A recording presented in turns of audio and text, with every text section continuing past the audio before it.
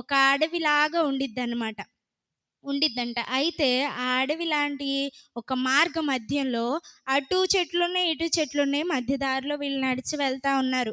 అలా వెళ్తా ఉన్నప్పుడు అక్కడంతా చీకటి. అయితే అన్నాడంట, "నాన్న, నాన్న నాకు చాలా భయమేస్తుంది నాన్న. ఎలా ఈ దారిని దాటెళ్ళాలి? చాలా భయమేస్తుందని" చెప్పి ఆ పిల్లవాడు తన తండ్రిని అడిగినప్పుడు ఒక చిన్న లైట్ ఇచ్చాడనమాట. ఏమిచ్చాడండి? చిన్న లైట్ ఇచ్చాడు. అంటే ఇప్పుడు మనం చూస్తే ఫోన్‌లో లైట్ ఎలా ఉండిద్ది? అంటే చిన్న ఫోన్‌లుంటాయి గదా! దానిలో లైట్ ఎలా ఉండిద్ది? చాలా చిన్నగా వెలిగిద్ది. అయితే చిన్న దీపాన్ని తనకిస్తే అప్పుడు అది యేసుకొని ఎళ్తన్నారు. ఎళ్తే ఇక్కడేస్తే ఆ చివరి దాకా కనిపించట్లేదంట ఆ వెలుగు. కనిపిచ్చిద్దా? ఇక్కడేస్తే మొత్తం దారి మొత్తం వెలుగు కనిపిచ్చిద్దా చిన్న లైటు? కనిపించదు. అయితే ఏమంటున్నాడు? నాన్న ఇది బారుకి కనిపించట్లేదు నాన్న ఎలా ఇది?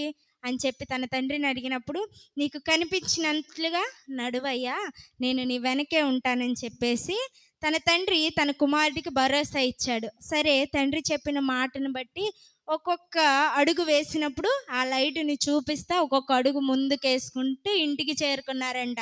"ఏంటి నాన్న నేను నిన్ను ఒక క్వెషన్ అడిగాను గదా! పాస్టర్ గారు చెప్పిన వాక్యాన్ని బట్టి నేను నిన్ను క్వెషన్ అడిగాను కదా నాన్న, నాకు సమాధానం చెప్పలేదేంటి?" అని చెప్పి ఆ పిల్లవాడు అడిగినప్పుడు తన తండ్రి ఏమని తెలియపరుస్తాడంటే, "ఇప్పుడు మనం దారి మధ్యలో వచ్చాం కదా నాన్న, అయితే ఆ దారిలో నేను నీకు లైట్ ఇచ్చాను కదా! నేను నీకు పెద్ద లైట్ ఇవ్వలేదు, చిన్న లైట్ ఇచ్చాను. దాని ద్వారా నువ్వెలా నడిచొచ్చావంటే, నేను ఒక్కొక్క అడుగు వేసేటప్పుడు నా అడుగు దగ్గర ఆ లైట్ యేసుకొని నేను నడిచానని" చెప్పి తెలియపరిచాడు. అయితే దేవుడు కూడా ఇలాగే నాన్న ఈరోజు పాస్టర్ గారు చెప్పిన వాక్యం కూడా అదే. ఏంటంటే మొత్తం నీ భవిష్యత్తుకంతా ఒకేసారి దేవుడు వెలుగు చూపించడు. సమస్యలనేది వస్తాయి. ఈ చీకటి ఎలా వచ్చిందో మన మార్గంలో, మన జీవితం అనే మార్గంలో కూడా సమస్యలు, కష్టాలు లాంటి చీకట్లు మనకు ఎదురవుతాయి. నీకు అవసరమైనప్పుడు నువ్వు దేవుని యొద్ద కనిపెడితే ఆ అడుగుకి కావలసిన వెలుగుని దేవుడు నీకు అనుగ్రహిస్తాడు. దేవునికి స్తోత్రం. హల్లెలూయా!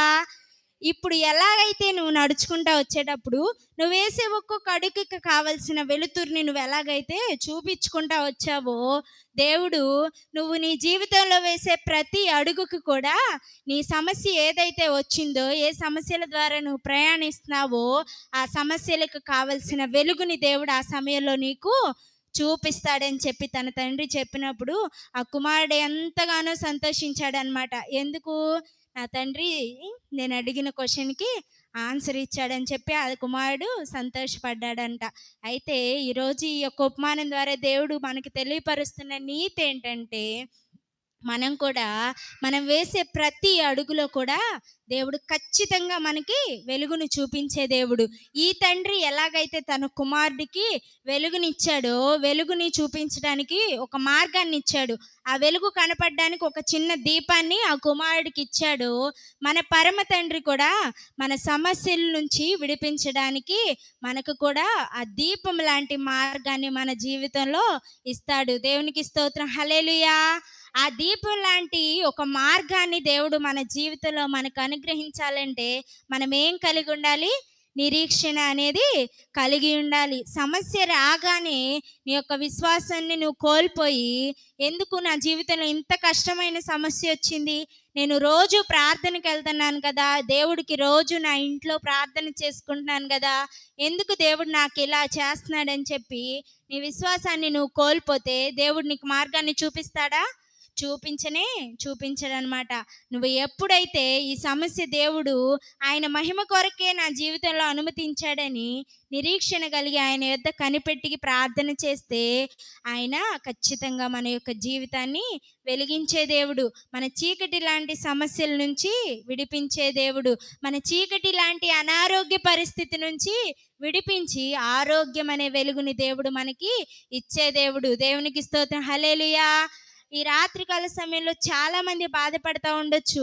ఎందుకని నా జీవితంలో మారు మనసు అనేది నేను పొందలేకపోతున్నాను. నా కుటుంబానికి రక్షణ అనేది ఎందుకని రావట్లేదు?